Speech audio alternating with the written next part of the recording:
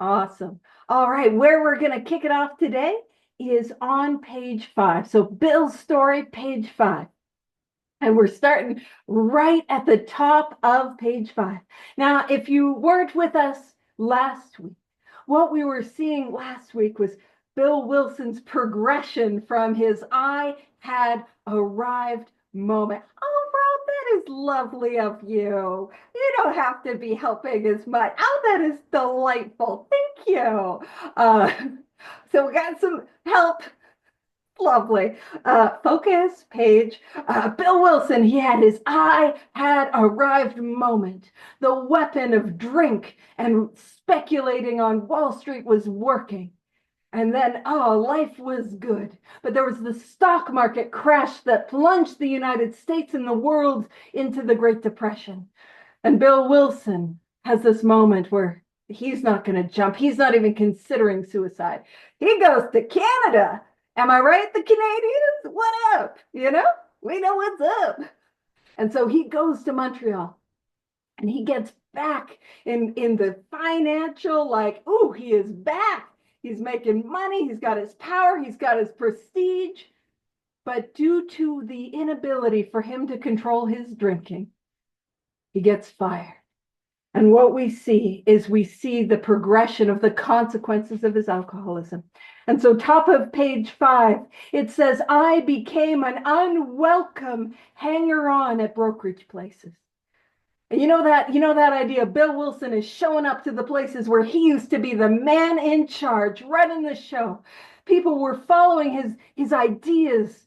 And now he's being told, Bill, you can't come here when you're drinking. Bill, you're not wanted here. Bill, like, and I don't know what it's like to be an unwelcome hanger-on at a brokerage place, but I know what it is like to live my life as an unwelcome hanger-on. That feeling that I know beyond a shadow of a doubt that you do not want me there. Over to you, Terry. Anything you want to say about that paragraph? Pew pew. Yeah, I mean, look at your own experience with being someone who's unwelcome. Yet again, we're not reading Bill's story to learn about Billy. We're reading Billy's story to learn about me. I'm looking back at my experience through Bill's story, and I was an unwelcome at a lot of places, even within my own family. You know, that's all I got. Pew, pew, pew. Do you want to take the next paragraph? Sure, sure. Heck Okay. yeah. Yeah, yeah. Liquor ceased to be a luxury. Liquor became a necessity. Bathtub gin, 2 bottles a day, often three, got to be routine. Sometimes a small deal would net a few $100s. I would pay my bills at the bars and delicatessens.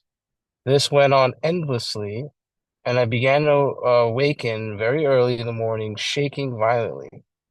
A tumbler full of gin, followed by a half a dozen bottles of beer, would be required if I were to eat breakfast.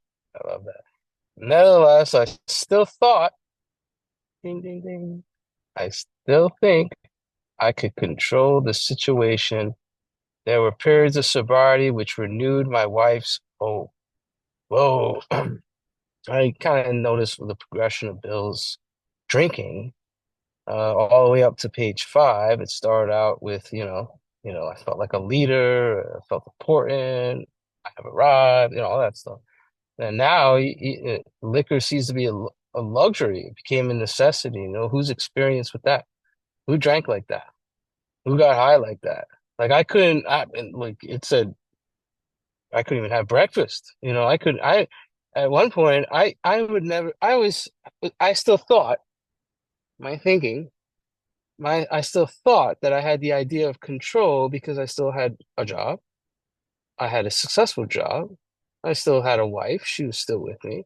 I still had this and I still had that, even though I was shaking violently every single morning. I was dope sick for about 8 years because of painkillers. I was on Oxy 80s for a long time. And then my drug dealer got killed in a car accident. And long story short, I shook violently for 8 years. Was felt like I had the flu every single damn day for that time, right?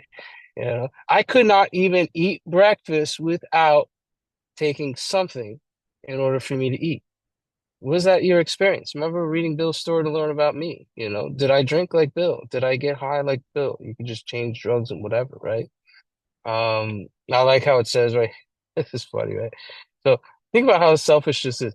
I would rather pay my bills at the delis and the bars and the delicatessens, but I won't pay my bills at home.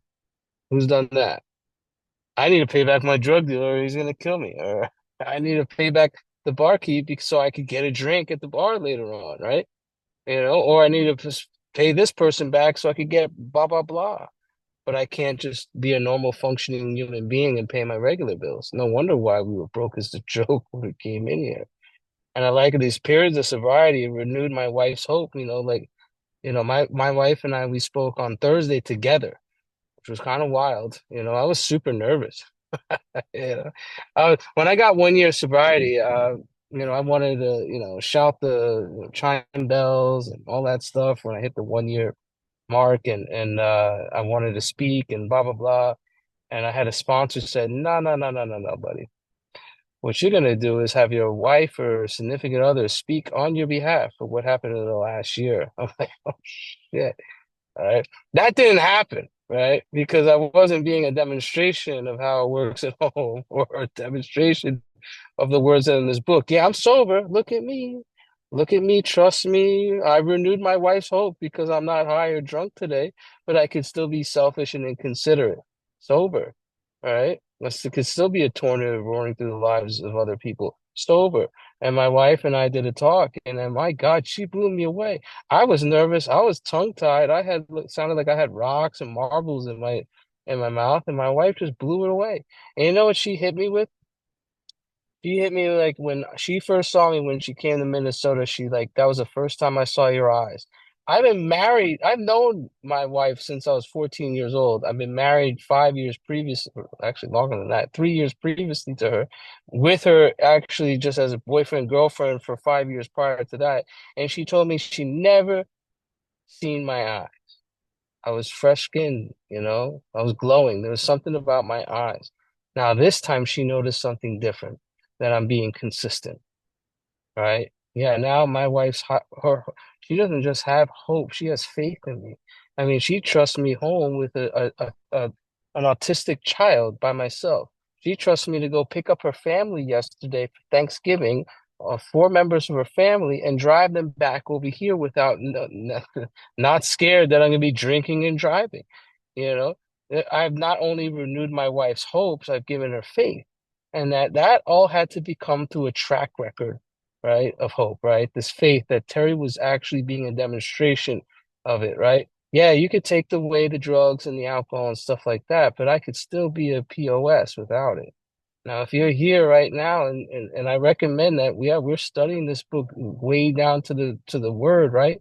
But what are you doing to live the words that are in this book? That's what I really want to challenge every single one of you in here. That's all I got. Pew, pew, pew, pew. Pew, pew, pew. And I love that. I love that you're talking about being that demonstration, perhaps, Terry, a miraculous demonstration. You know what's up, right? I'm called to demonstrate. And I love what you were talking about, that idea that, man, he's got a few $100s. There is no interest in paying down the bills, helping out the in-laws that he's living with, seeing if he, you know what I mean? Lois is supporting his butt. There's no interest in any of that. Where is his money going? The places where he can continue to drink. Was that my financial focus? And I Real love, quick. yeah, Oh, go I'm ahead. sorry, please. Go, go. No, no, go, no, no, no, no, go, go. I was All gonna right. say something, but shut up. No worries. I'll make space before I take the next paragraph because I do want to hear what you have to say on it. And so it says when it talks about, he's waking up in the morning shaking violently. So he's got delirium tremens already. And that a tumbler full of gin, followed by half a dozen bottles, that's six.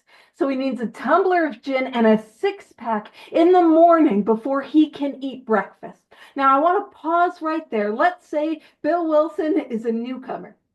And I know Paige Dial down your hubris. Showing up at Lunacy Commission, thinks she can sponsor Bill. That's not what I'm saying. I'm trying to make an educational point. But the idea is Bill Wilson sitting before us, imagine like a newcomer and telling us what is going on in his life. I wake up every morning with delirium tremens. I'm shaking, and I need a tumbler of gin, and I need a six-pack before breakfast so that I can eat.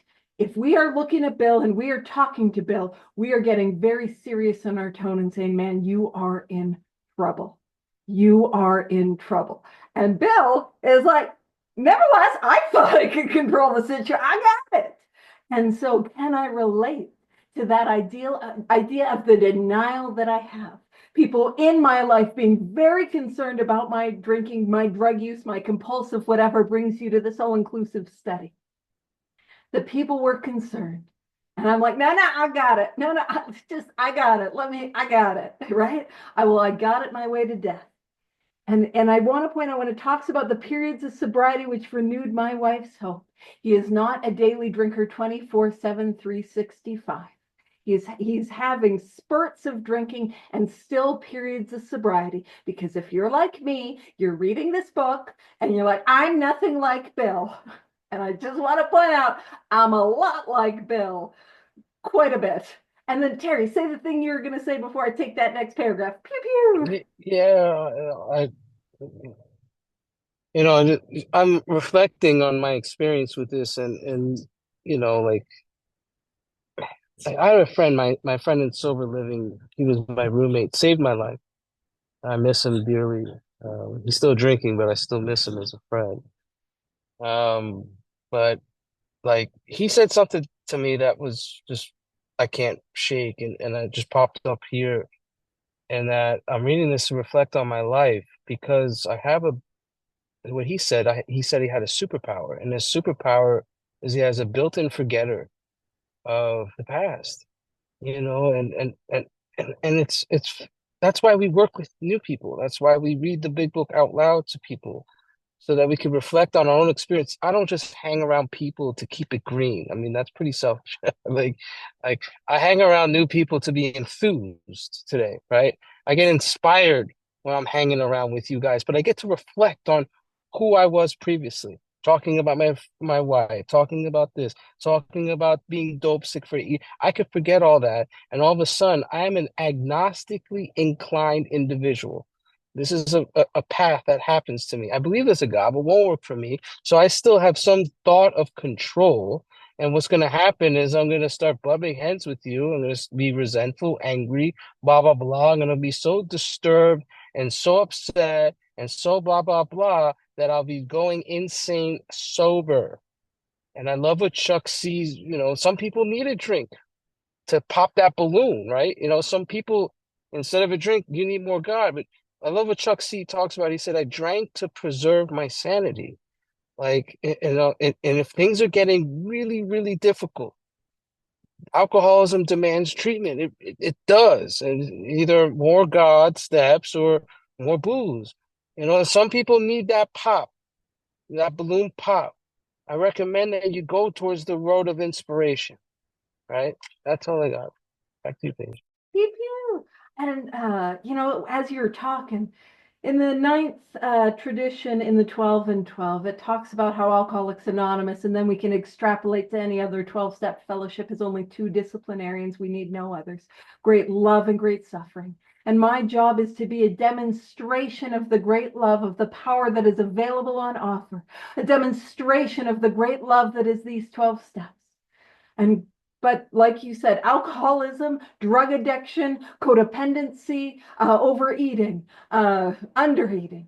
Do you know what I mean? The illness that brings you to this all-inclusive study has a job and a responsibility, and that is great suffering, to beat me into a state of willingness. Now, when you were talking about why do I keep showing up? Why do I keep doing it? It's like to be enthused and to be inspired. And the etymological, so basically I went on an etymology tangent when Terry was talking. I'm like, oh, the etymology, I'm here for that. So the etymological origin of the word enthusiasm is to be filled with God's Spirit. And I was just looking up what's the etymological origin, because I'm fun, and I have focus problems. What's the etymological origin of the word inspire? And it is to be breathed. And in about the 1400s, there was a divine inspiration that was attached to that, to be breathed by God. That was in the 1400s. So, it's not the most oldest, but I wanted to throw that out. And so to set the stage, things are not good. Bill Wilson is in trouble. And it says gradually things got worse. The house was taken over by the mortgage holder. My mother-in-law died. My wife and father-in-law became ill. And we can look at the things that we lost, our experience with the things we lost. Now, if you happen to have a copy of Lois Remembers, because who doesn't just randomly have a copy of Lois Remembers on hand? Just you grab your Lois Remembers. Paul, wake up, grab your Lois Remembers. I'm kidding. You go back to sleep. We're going to pop over to page 34 if you have a copy of it. This happened in 1923, and we're talking in and around the year 1932. But this is the story of what was happening in their relationship. And when it talks about how his wife became ill, I think about this. So bottom of page 34 of Lois Remembers. If you don't have it, don't worry, just listen or tune me out. Feel free to disassociate and not listen to what I have to say. I know I do. And I know some of my I'm just kidding. None of my sponsees do. I love you. Alrighty, so in May 1923, and this is Lois writing, the improbable happened. A third ectopic. And so a pregnancy that's happening outside of the uterus, that this is not good. I was tutoring a young girl in Latin when I felt the first symptoms. After another operation, I made a quick recovery. By then, both tubes and the complete cystic ovary had been removed. A small portion of the other ovary was kept so I might retain my feminine characteristics, it was said. Bill was often too drunk for days at a time to come see me in the hospital. Can I relate to that? Can I relate to being the person that I want to be, the person that shows up? I want to be the person that's there for others, and being too drunk, too high, too wrapped up in whatever the illness is that brings you to this study. Is that my experience? Bill was often too drunk for days at a time to come see me in the hospital. We had both deeply desired a family. But after my second ectopic, Bill and I knew positively that we could never have children. My tubes had been apparently closed since birth. Bill, even when drunk, took this overwhelming disappointment with grace and with kindness to me.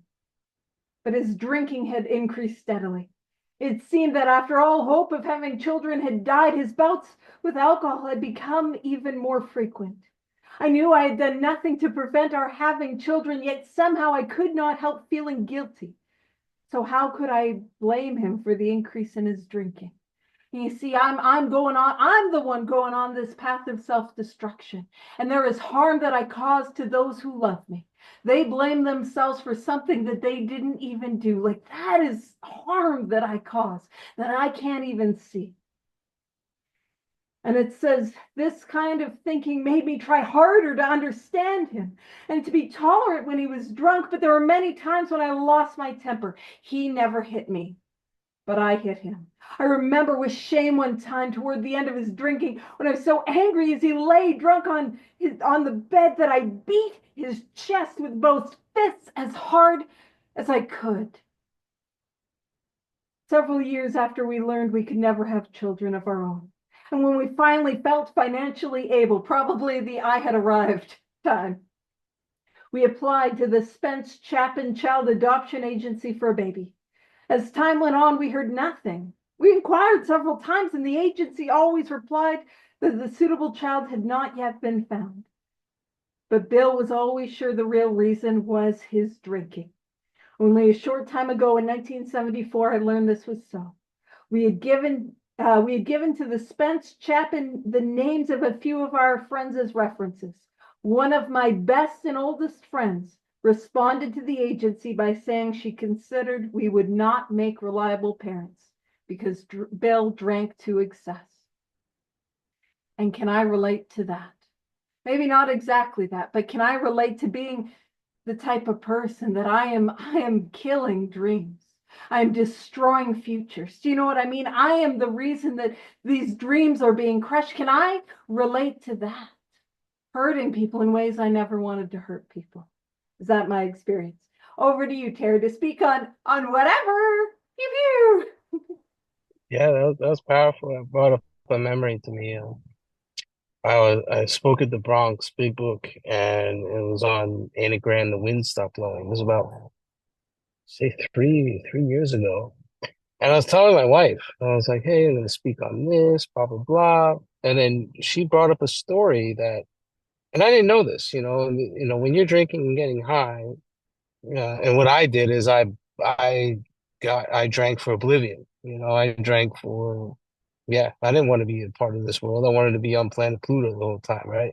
So there's all sorts of people that I hurt, and I didn't know that I hurt because I was high or drunk.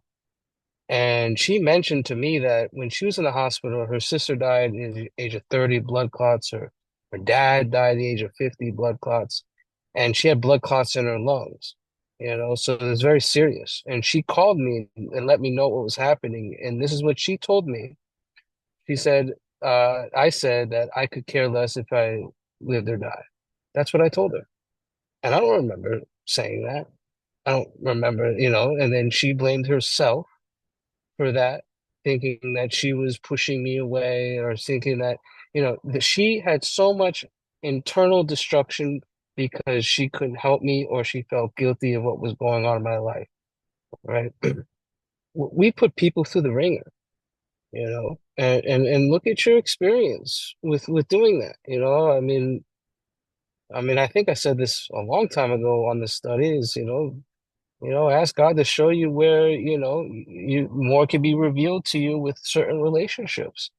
What happened in your previous life. Your 8-step list is not just one and done. It grows. It grows, it shrinks, it grows, it shrinks, it grows.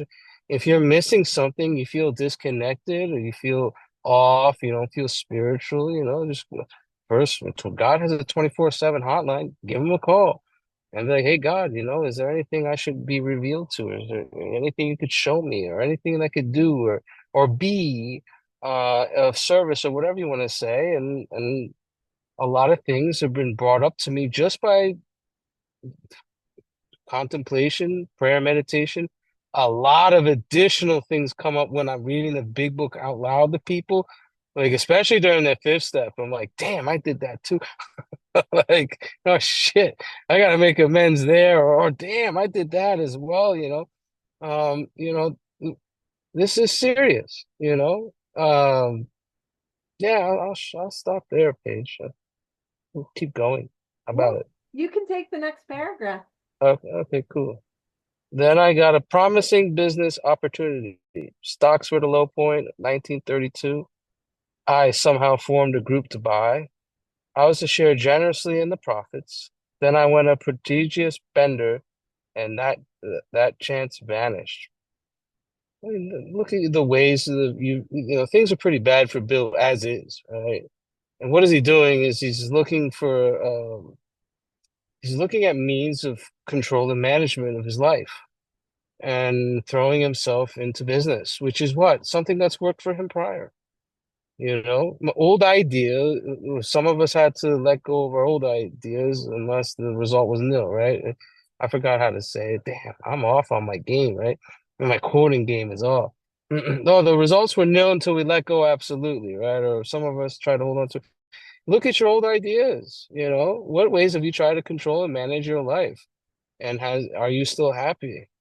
So it's a question I ask when we get to page 61, right? Am I being tricked or duped by the false psychotic belief system that I could rest for satisfaction out of this world if I only manipulate well? Like, what areas of your life have you tried to manage? And did you still drink? Or what areas in your life while you're sober did you try to manage and control? And are you happy? A lot of people jump from job to job. They say no major decisions in the first year. Yeah, okay. You're gonna have to make a major decision in step three. But there's a reason why they said it. We make decisions based on self that puts us in positions to be hurt a lot. I mean, I don't even know how many jobs I had. I think I had like 6 jobs in the first year in recovery. I'm like, screw this job, I'm going here. I'm trying to manage and control my life for a long period, and this is what I tried to do. Bill's story said he had a prestigious bender. I mean, a lot of people don't even make it to a year. My sponsor would always mess with me. He's like, whenever I had anything going on in my life, anything, he would have said, always, he would respond this way to me. Terry, it's really difficult to make it to 5 years. That's what he said to me, Paige. Like, F you, bro. Like, can you tell me what to do here? He's like, not a lot of people make it to 5 years, Terry. That's what he said to me over and over and over again. It's because I tried to manage and control my life with success, which Bill was trying to do. And what happened? He fucking blew it. He blew it with a prestigious bender, and the chance vanished, right? I'll shut up. Pew pew. No worries, because I'm gonna go on a prodigious tangent. And if you're like, oh, prodigious, I know Eileen's like, no, no. Prodigious is like bender to end all benders. You know what I'm saying? And so it's kind of perfect because last week, as Howard was filling in, we were talking about Bill Wilson, and he got into that brawl with the taxi cab driver, right? And we were talking about how like that, like my absolute goal to try to find the taxi cab driver for no reason other to be like, haha, I showed you, which is the best spiritual motives to do anything. Which I will say, tangent on the tangent, doesn't really matter if you got good motives or bad motives, as long as you take the spiritual actions, man, you'll get well. If I don't take them, doesn't matter how good my motives are, I'm not getting well. And so, and Howard was talking about how this Joe Hirshhorn, who just, and I don't think I pronounced it correctly, just loved Bill Wilson and didn't want to fire him after he got into that brawl, just loved the guy. So he ended up giving him this check for, now Howard's saying it's 2,000, Lois says it's 2,500, but no, yeah, no, but here's the thing, Lois, remember, let's see how well she remembered. You know what I'm saying? We can't dispute one half of the history husbands, you know? I made up that whole thing about the history husbands. I'm trying to weasel my way in. I want to be a history husband too. I don't know, I'm like this. So let's have a look, because this story, when it talks about the promising business opportunity, this is the Applejack story. So if you've not heard it, we're going to read it from Lois's perspective. So so Bill and Lois are having their 14th wedding anniversary.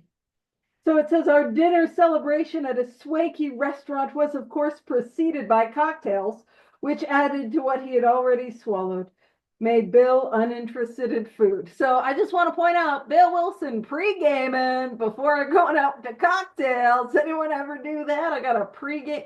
And some of you are like not pre-gaming to go to the bar. You're just pre-gaming to go to work. Pre-gaming for breakfast. You know what I'm saying? After a few sips of soup, I had to take him home.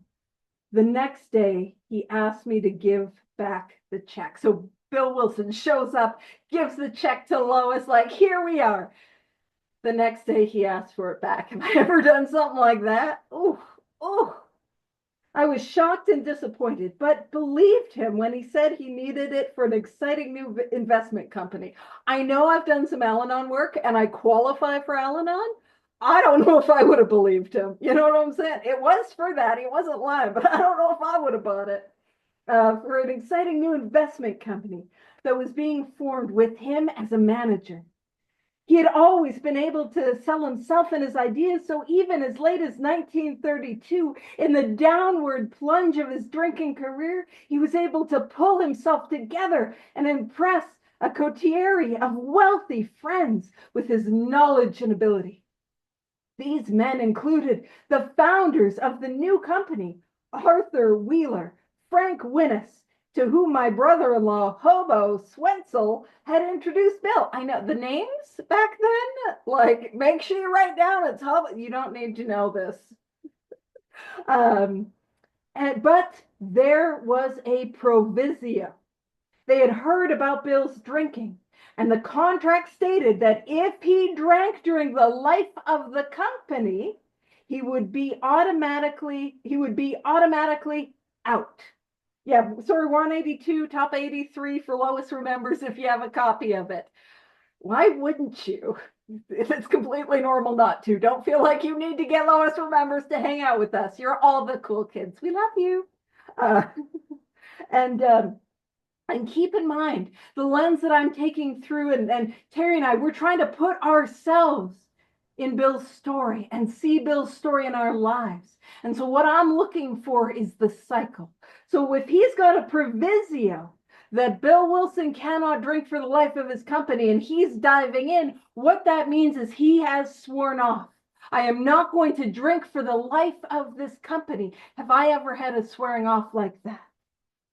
And um, so if he ever drank, he would be automatically fired.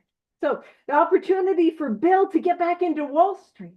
For a time, all went well. Then, as one opportunity seemed to attract another, the Pathé Company asked Bill to go to Bound Brook, New Jersey, with a group of engineers to investigate a new photographic process.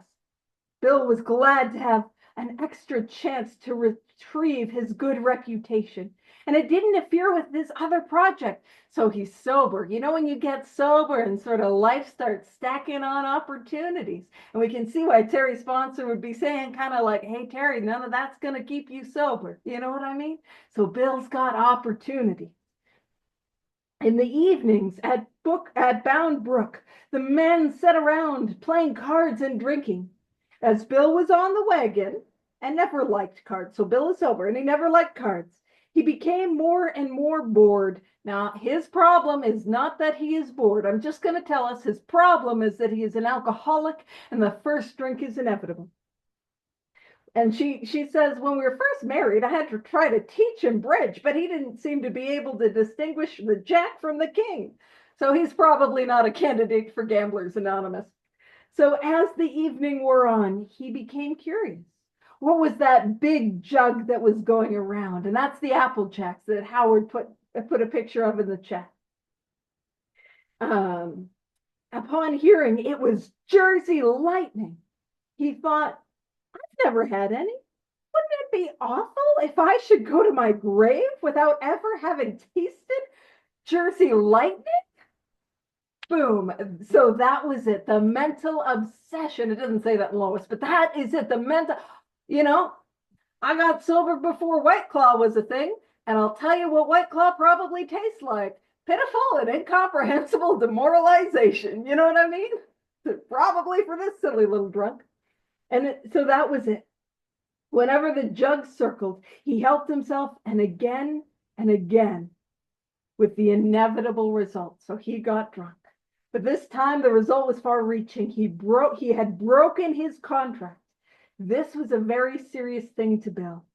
His New England conscience considered a contract a sacred thing, and he had broken it. Have I ever broken things that I felt sacred? Have I ever crossed lines that I never wanted to cross? And his interest in stopping drinking for his own sake had been aroused, but he hadn't been able to do it. And I'll let you take the next paragraph, Terry. Pew pew. Pew, pew. Where we at? I woke up. Yeah. Yep. I woke up. This had to stop. I saw I could not take so much as one drink. I was through forever. Before then, I've written lots of sweet promises, but my wife happily observed that this time I meant business, and so did I. Shortly, I came home drunk. uh, yeah, I mean, look at your experience with making promises and meaning it. You know, I'm looking back, I'm reflecting back on my life. I remember I got my DUI in New York City in 2008. You know, I spent 3 days in central booking, and I said I was done, Paige. I'm done. I'm done driving. You know, right? I'll never drink and drive ever again. And then what happened? I got arrested again 1 month later, and I stood in front of a judge and I got my butt kicked. I got my butt kicked, and I'm stood in front of a judge, and I pissed dirty as well. And I told, and they were like, look, if you pee clean and you don't, blah blah blah, you won't go to jail. But if you do, you will. And I remember standing up there saying, I'm done. I promise I'm done. And then I took a breathalyzer when I went into the outpatient program. I peed in the bottle, and what did I do 5 minutes afterwards? I went to the bar. Like no matter how strong your conviction is to stop, no matter how much self-will you could throw into it, this mental illness that we have, this mental disease that we have, will always bring us back to it. I remember at the very end, I was waking up every single day praying, God, why are you keeping me alive? I mean, I was purposely trying to take myself out, going back and forth, saying, I can't do this anymore. I can't. I just can't do this anymore. And I'm high or drunk within an hour. Like I meant it. Like I meant it with every fiber of my being. But I could not stay stopped. It's like a roar in my head, right? Like a lion's roar. Like the love of my life is just I'm literally being pulled by it, right? This is the real deal. This is the stuff that we're talking about that and Bill goes into the obsession. I think he calls it time out of mind, right? He coined it as being a time out of mind. Like we just simply can't bring into our consciousness or into our awareness the pain and misery, the suffering, the butt kicking, and all that stuff that happened a few days ago, even an hour ago. Like you remember it, and then all of a sudden you hear that roar, and it crowds out all other thoughts. And I'm thinking about drinking. Doesn't care. Like you could have a step one experience, guys. You could have the best step one experience. And I know people that have been sober off a step one experience and Fellowship of Alcoholics Anonymous, and they stayed sober for 18, 20 plus years.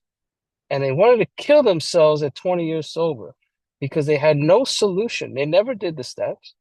They thought the steps were on the wall and you did whatever it said in the 12 and 12 and you say some cool stuff in the 12 and 12, right? Like you just do step one perfectly, you'll be fine. That's fantastic. That's fantastic. But sooner or later, your mind will start talking and it will talk very loud and will continue to get loud. Just like I said, Chuck C said it. I drank to preserve my sanity. Like, think about it. We will go insane. The insanity is not in step two, it's in step one, right? And this is what Bill's talking about. Did I think like Bill? Did I drink like Bill? And did I feel like Bill? Yeah, absolutely. This is a book of mirrors right now. I'm literally reading about my life, right? Just being like a little, being, yeah, that's all I got. Pew, pew, pew, pew. Back on you, Paige. Phew. Absolutely. And I love that you're talking about that step one experience because I talk about that a lot. I can't stay sober on a step one. I got to have a step one experience. But a step one experience for me is that deep and profound concession that I will drink again. I can't stay sober on I'm going to drink again. I can't stay sober on the inevitability of the relapse. Now, this is an important, I'm just going to throw it up on the share screen. Because what I'm trying to do is I'm trying to see, why is that over there? Let me move that. There we go. Uh, I'm trying to see my experience mirrored with Bill's. As Terry was saying, this is a book of mirrors. And I want to see, is this my experience? And at this moment, when he says, I woke up, this had to be stopped. What we are seeing is on this cycle right here, we are seeing Bill Wilson the first time, other than in that Lois Remembers, where he had a bit of a swearing off. But this time we are seeing him in the book Alcoholics Anonymous, in Bill's story. We are seeing him swear off. We're seeing him say, that is it. I never want to drink again. I'm never going to drink again. he means it, right? He means business. And when it talks about how he had written lots of sweet promises, Howard put in the chat that these pledges that Bill Wilson would write in the family Bible, these promises that he would never drink again. And as we're reading in Lois Remembers, he holds with great gravity the seriousness of a promise, the seriousness of a contract.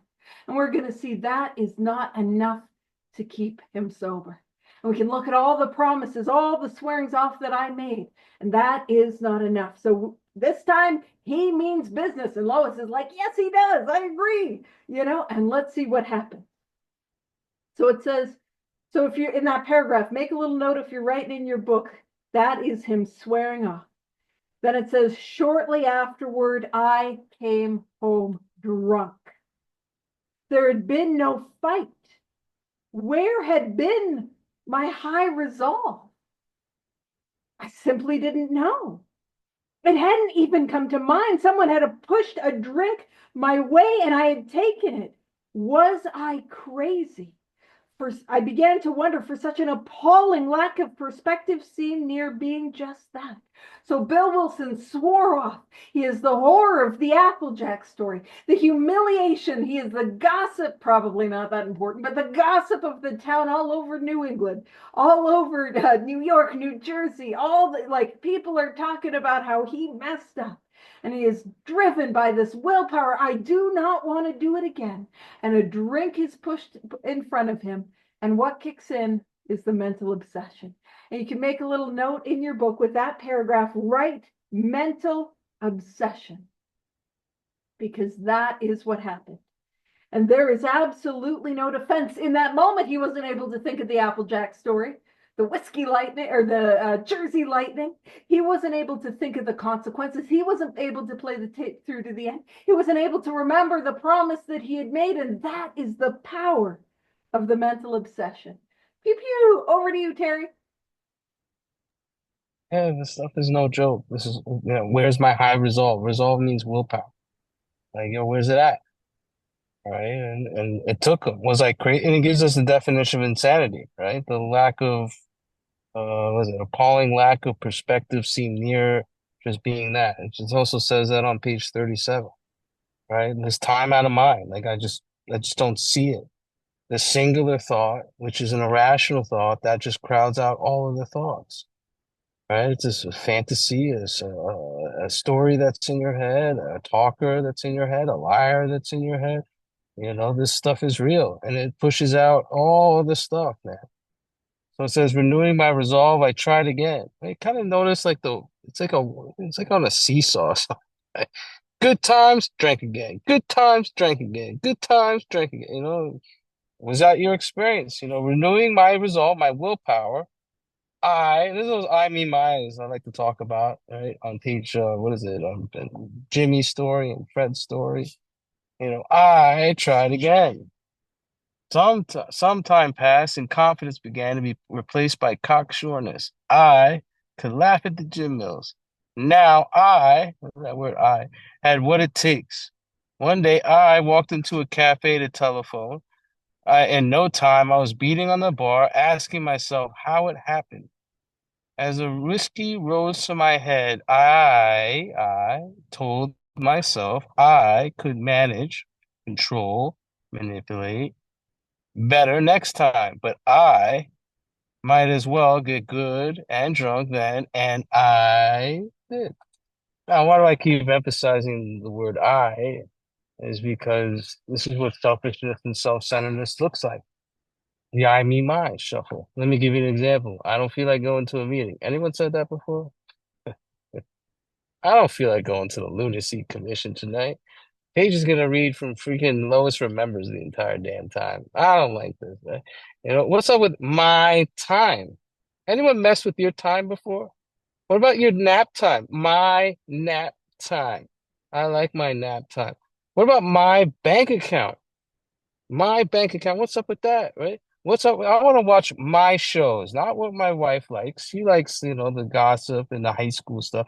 I want to watch, the Breaking Bad. That's my show, right? I, me, my. So because I'm being selfish and self-centered, thinking only about myself and what's best for me, I'm gonna have an insane thought come into my mind.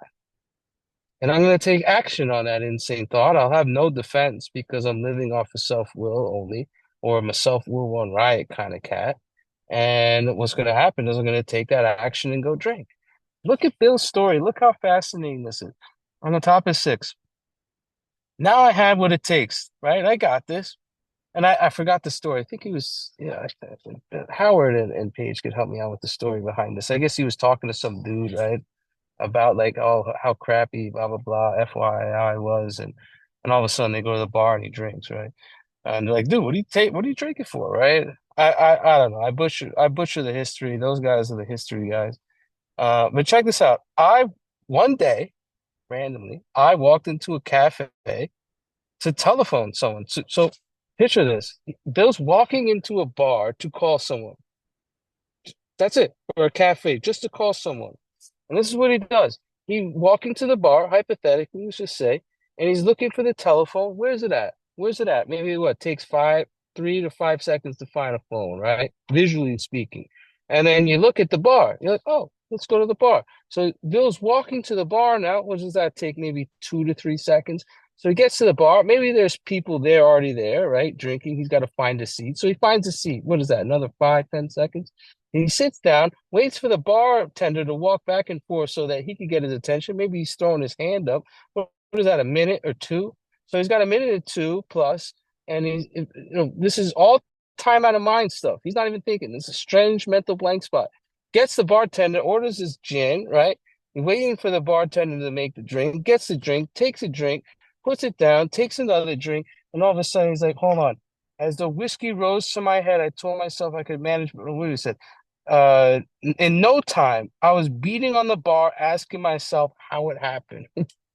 Like, what the hell just happened? He realized he was drinking. Like, what happened? And he said he was done for good and forever. He made sweet promises. He was done. And he had this strange mental blank spot. I don't know how long I was talking for about going from here to the phone to the bar to waiting and this and that. What, 5, 10 minutes? And all of a sudden, I was like, whoa, hold on. How did I end up here? Right? That is a strange mental blank. This is our step one experience. Just like Paige said, we are going to drink no matter what.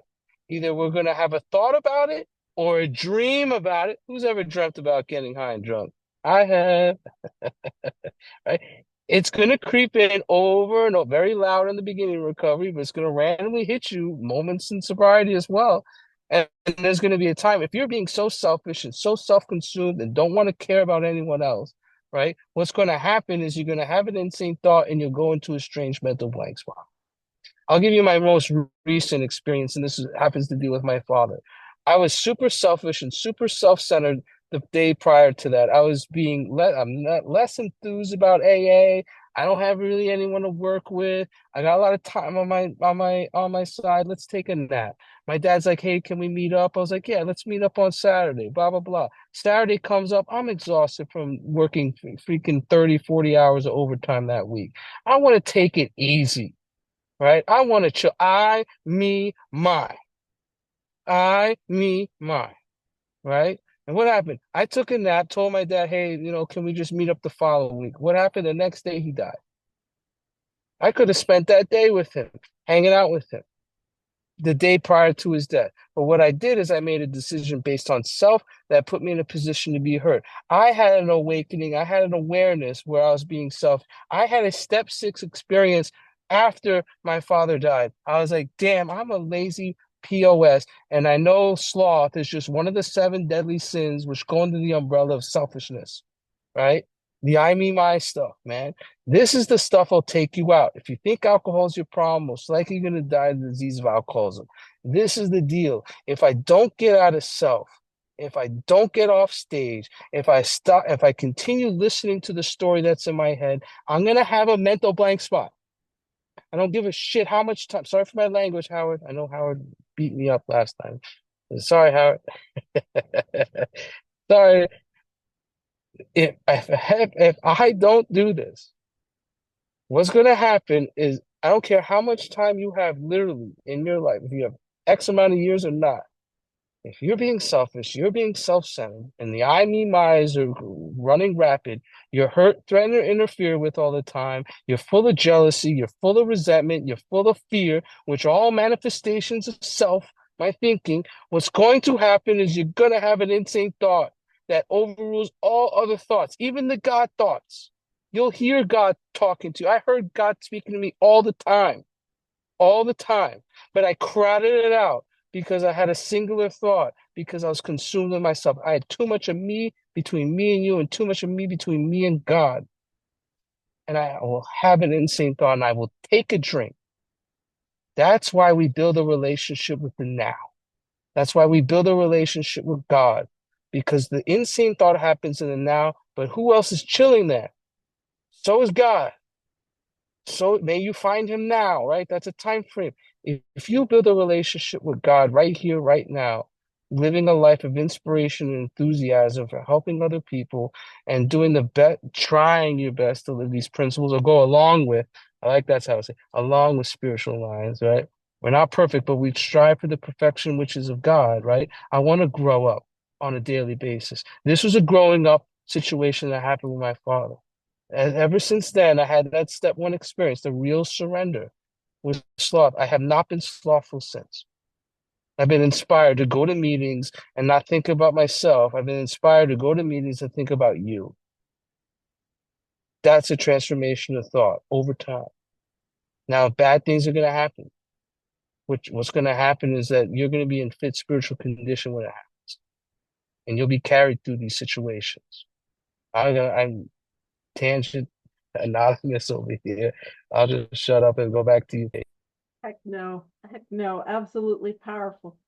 And I think just to let everyone know what I'm thinking, and some of you are like, please don't let me know what you're thinking. I'll talk about that paragraph. We'll do the next paragraph, and then we'll try to wrap it up there because I think that's a natural stopping point. So what I want to do is I just want to take us through that paragraph that Terry was so beautifully and eloquently talking about, again, through the lens of this cycle. So Bill Wilson, we see very bottom of page 5, renewing my resolve, I tried again. So we see Bill Wilson swearing off, I am never going to drink again. And he starts getting a little cocky. I laugh at the Jim Mills. I got what it takes. I got this thing. You know what I'm saying? Anyone here ever, get out of treatment, go to meetings and think, nah, I got this thing. I got it. I'm fine. I'm good, right? And so what, and like Terry did beautifully talking about what happened when it says, one day I walked into a cafe to telephone, and right at that period, right in that space before it says in no time, you can make a little note right there that says mental obsession. That's where the obsession of the mind hit, and there was nothing that he could do. And so when it says that the whiskey rose to my head, I told myself I would manage better next time, but I might as well get good and drunk then, and I did. With that, you can make a little note that that is the physical allergy, because that is oftentimes what that physical allergy looks like. So he had that first drink, he took that drink, and then the physical allergy took him. And what does that look like? It looks like he had taken a drink and maybe another, and that F it, I'm gonna get F it, I'm just getting drunk tonight, That's what the allergy looks like. And now as we approach the next paragraph, what we are gonna see is the result of his spree. That spree lasted a night, and we're gonna see him emerging remorseful. That emerging remorseful that comes at the end. And we're gonna see if we can relate to this. So it says the remorse, horror, and hopelessness. And I always want to make a note of the hopelessness. I always want to see the hopelessness. The remorse, horror, and hopelessness of the next morning are unforgettable. The courage to do battle was not there. And when we talk about not having the courage to do battle, what we're talking about is, have you ever felt that like it's that depression that's on you where it's like, I don't want to get out of bed. I can't face the day. That is what it's like, and what he's talking about when he says the courage to do battle was not there. And when he says my brain raced uncontrollably, so what he's got is he's got racing thoughts that are going quickly, running through his mind. And it says, and there was a terrible sense of impending calamity. He has this terrible sense that something bad is going to happen very soon. So racing thoughts and a feeling that something bad is going to happen. He's got anxiety. It's that anxiety that grips him, whether it's the, DTs or whatever is causing it. But that's what he's got. He's that like feeling, I can't get out of bed. I don't want to face the day. I don't want to face this life. And the anxiety it's got him. It's gripping him. And it says, I hardly dared cross the street lest I collapse and run down by an early morning truck, for it was scarcely daylight. So we can see that physically he doesn't have the strength. An all-night place supplied me with a dozen, and I want to point out a dozen is 12. 12 glasses of ale. My writhing nerves were stilled at last. If you've ever had writhing nerves, it's that feeling where your nerves are just like grinding, and it feels like your insides are going like, if you've had it, you know what I'm talking about. If you don't, you're like, girl, go back to Lois Remembers or something like that. You know what I'm saying? What are you on about? Lois Remembers, it's a little treat from me to you. So he goes on to say, a morning paper had told me the market had gone to hell again. Keep in mind, that was the market that had all his worth, his value, his esteem, his finances, who he is. I had arrived. It's gone to hell again. Well, so had I. The market would recover, but I wouldn't. That was a hard thought. Should I kill myself? No, not now. Then a mental fog, and that mental fog is that like depression, that disassociation, that like kind of checking out, not really here. And he says gin would fix that, so 2 bottles in oblivion. And the reason at this point on page 6 he can say no, not now, is because alcohol is still giving him that sense of ease and comfort. And just really quickly before I turn it back over to Terry, I want to point out the progression. Page 3, I had arrived. Page 4, suicide? That disgusts me. I'm not jumping. I'm going to the bar. And the paragraph that we're going to leave off today is, should I kill myself? No, not now. We're going to see it get even worse in the next paragraph. But over to Terry to wrap us up. Pew, pew. Yeah, pew, pew. I'm just thinking that my brain raced uncontrollably, right? He's he's taking step one. I mean, he's this is the bottom, right? I mean, I look at page 8. I look at that. I just see more him wallowing in self-pity on that page. He's literally going down right here. I mean, think about your experience with your mind racing uncontrollably. Like you don't need to like, I'll tell you an experience.